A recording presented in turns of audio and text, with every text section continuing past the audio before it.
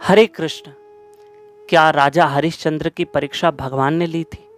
कैसे ली थी? शॉर्ट में आज कथा बता देता हूं। 5 सितंबर 2022 और दिन है प्रिय बंधुओं सोमवार का।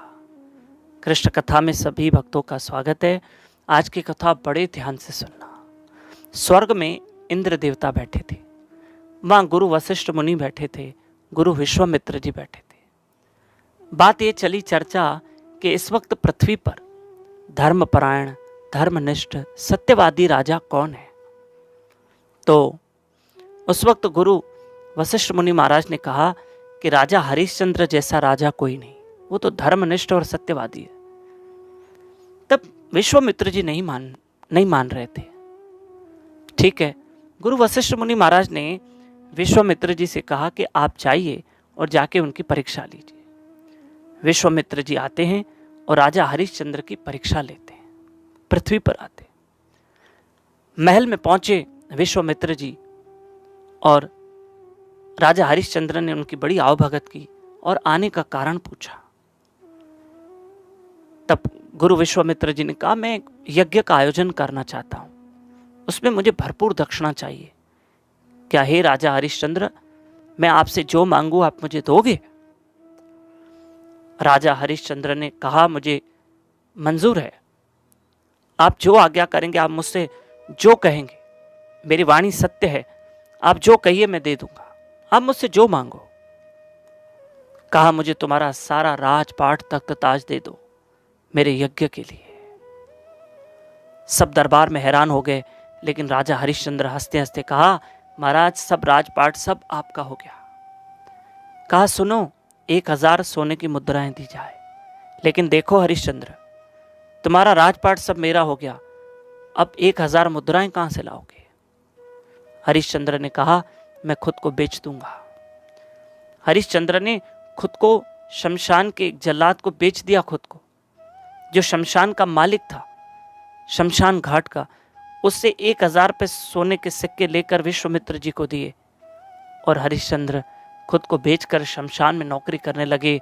पत्नी बच्चे छूट गए। एक बेटा था रोहित और पत्नी तारामती। वो किसी के यहां नौकरी करती और दासी बन के रहती। और ये शमशान में डेड बॉडी जलाने का काम करते कौन? राजा हरिश्चंद्र। सत्य पे चले। एक दिन सांप के डसने से रोहित की, हरिश्चंद्र के पुत्र की मृत्यु हो गई। समझना, पत्नी रोती रोती रात्रि के समय में लेकर आई अपने बच्चे को। उन्हें नहीं पता कि मेरा पति शमशान घाट में नौकरी करता है, और रात्रि का समय था, बच्चे के रोहित की मृत्यु हो चुकी थी, और रोते रोते बच्चे को लेकर आई कि मेरे बच्चे का शव जला दो, उनका अंतिम संस्कार करो। रो रही है तारामती। हरिश्चंद्र ने पूछा, आवाज तो सुनी हुई लग रही है, फिर भी कहा, कौन हो तुम? मुझे ये आवाज सुनी हुई लग रही है। कहा, मैं तारामती हूं, अभागिन हूं, मेरा पति मुझसे अलग हो गया है और मेरे बेटे रोहित की मृत्यु हो गई है। अरे कहा, मैं ही हरिश्चंद्र हूं, मैं ही तुम्हारा पति हूं। दोनों मिलके बहुत रोए। कहा, ठीक है, पुत्र का अंतिम संस्कार तो करो। कहा, मैं नहीं कर सकता, रात्रि का समय और बिना धन के मैं नहीं कर सकता। तुम्हारे पास पैसे हैं? कहा, मेरे पास 1 रुपया नहीं है, 1 पैसा नहीं है, फिर कैसे अंतिम संस्कार करें? उनकी पत्नी तारामती ने साड़ी का एक पल्लू बड़ा फाड़ के आधी साड़ी से अपना शरीर ढक दिया और आधी साड़ी बेचकर उसमें से जो धन मिला वो कपड़े से उससे पुत्र का अंतिम संस्कार किया। लेकिन याद रखना, इससे ब्रह्मा विष्णु महेश प्रकट हो गए। गुरु विश्वामित्र जी आ गए और कहा, हरिश्चंद्र, आज तुम सत्य की परीक्षा में सफल हो गए, तुम्हें राजपाट सब वापस दे रहा हूं और तुम्हारा पुत्र तुमको लौटा के दे रहा हूं। और ब्रह्मा विष्णु महेश जो हरिश्चंद्र की परीक्षा ले रहे थे, सत्य की, विश्वामित्र जी जो परीक्षा ले रहे थे, आज राजा हरिश्चंद्र अपनी परीक्षा में सफल हो गए। प्रिय बंधुओं, भगवान हमसे कभी परीक्षा नहीं लेगा, ये बात सच्ची है, पर हम सत्य पे चलेंगे, थोड़ी तकलीफ होगी, लेकिन हम सफल जरूर हो जाएंगे। सत्य की राह हमें पकड़नी है, झूठ का आधार नहीं लेना।